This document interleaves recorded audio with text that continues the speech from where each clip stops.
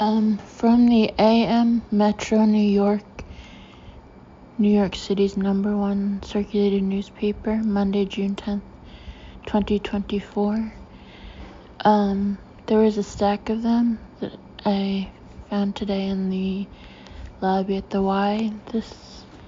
On the top of this, it says the Bronx and Westchester, so I guess this is,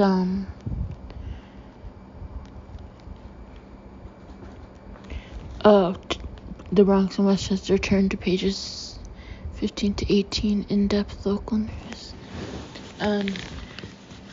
When I used to work at Latino's Post Latin Post, when I would get out, from the Bowling Green subway stop, they were always handing out this newspaper. I didn't read it too often, but, 'cause I love the Post, so I always had the Post, but I thought I'd read a couple of stories, just preserving memories of the city. Haven't been there in a while. And, not the front page, but the first page, inside, is 3, murderous, stories in 3 different boroughs, with 3 different endings, so it was an interesting trio, so I thought I'd preserve it. The top, on the top of the page, Queens murder-suicide leaves 2 brothers dead, woman injured,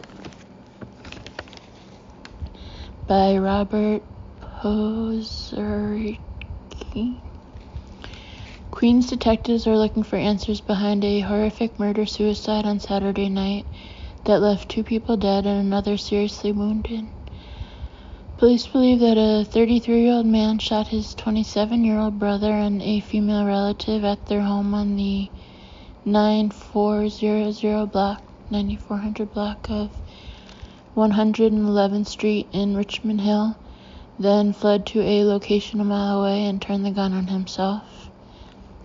Side note, my voice might sound a bit lispy. I just got a double root canal. End of side note. Officers from the 102nd Precinct, side note, one of them was on a front tooth. Brutal. It's pain I've never felt in a root canal before. Every time I swallow, my lips brush against the root canal tooth, and it's I've never been punched in the face, but I imagine the pain is at that level. End of side note. Officers from the 102nd Precinct first responded to the 111th Street home at about 10:30 p.m. on June 8th after receiving a 911 call about a man shot. Upon arriving at the scene, authorities reported cops found 2 victims, a 52-year-old woman with a gunshot wound to her torso and a 27-year-old man shot multiple times about his body, unconscious and unresponsive. Responding EMS units pronounced the man dead at the scene. Paramedics rushed the woman to Jamaica Hospital, where she was listed in stable condition. Moments later, police learned of a second shooting in front of a home on the 10900 block of 96th Avenue. Upon arriving at the location, they found the suspected shooter, a 33-year-old man with a single gunshot wound to his head. A firearm was found next to his body. EMS units pronounced him dead at the scene. The identities of the deceased have been withheld by police, pending family notification. Police have not yet ascertained a motive for the murder-suicide. The investigation remains ongoing, NYPD sources said. Second article. Dead man on Bronx park bench had multiple stab wounds, by Dean Moses. Police in the Bronx are investigating the suspicious death of a senior man found stabbed multiple times on a park bench Sunday morning. According to police sources, officers from the 52nd Precinct and EMS rushed to Putnam Place and Reservoir Oval East section of Williamsbridge Oval Field at around 5:25 a.m. On June 9, after a 911 call reported a man slumped over on a bench. Sources familiar with the investigation reported that first responders found a 66-year-old man on the bench surrounded by blood. He had suffered a laceration to his neck and multiple puncture wounds to his upper torso and shoulder. EMS rushed the wounded man to Jacobi Hospital, where he was pronounced dead. Police have withheld his identity pending family notification, but they believe he was homeless.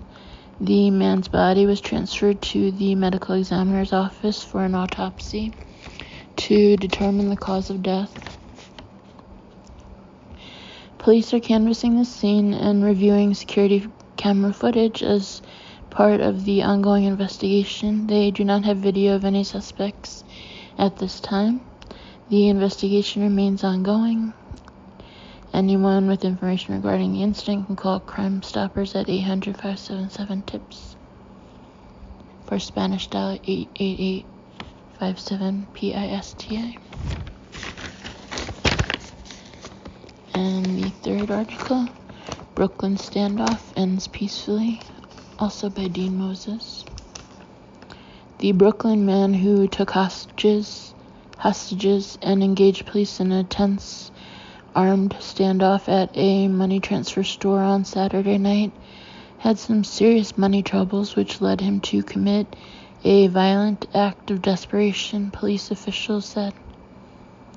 According to NYPD Chief of Department Jeffrey Madry, the 2-hour-long standoff began at around 7:45 p.m. on June 8 inside the Darwin Money Transfer Store on Irving Avenue near Linden Street in Bushwick. Police said the suspect, a 38-year-old man, walked into the location posing as a customer, then approached workers and announced his intention to rob the place. 2 employees and a customer were inside the location at the time. Authorities said one worker was able to escape and call 911. That initiated a massive police response, which included the 83rd Precinct, the Emergency Services Unit, and members of the NYPD hostage negotiation team. Drones were also deployed to survey the surroundings and give police further intel about the situation. Quote, when the officers responded, they saw that the door to the premises was barricaded with multiple chairs, Chief Madry said. We immediately deployed drones up. We started a dialogue with the male, end quote. At one point, police sources said the suspect had been spotted holding a gun to a hostage's head, then pointing it at officers outside. But Madry noted the responding officers exercised restraint and instead chose to talk with the man to pursue a peaceful end to the impasse.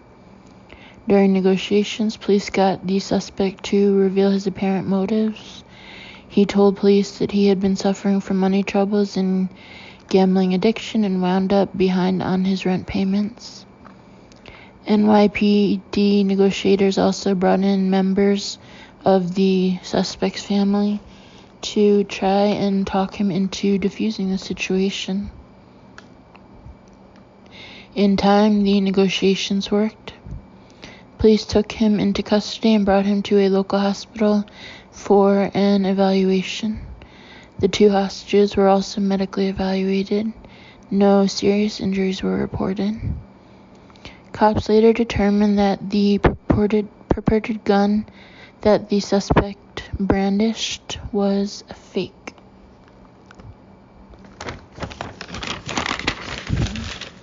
That's the news for now. Tuesday, June 11th, 7 p.m.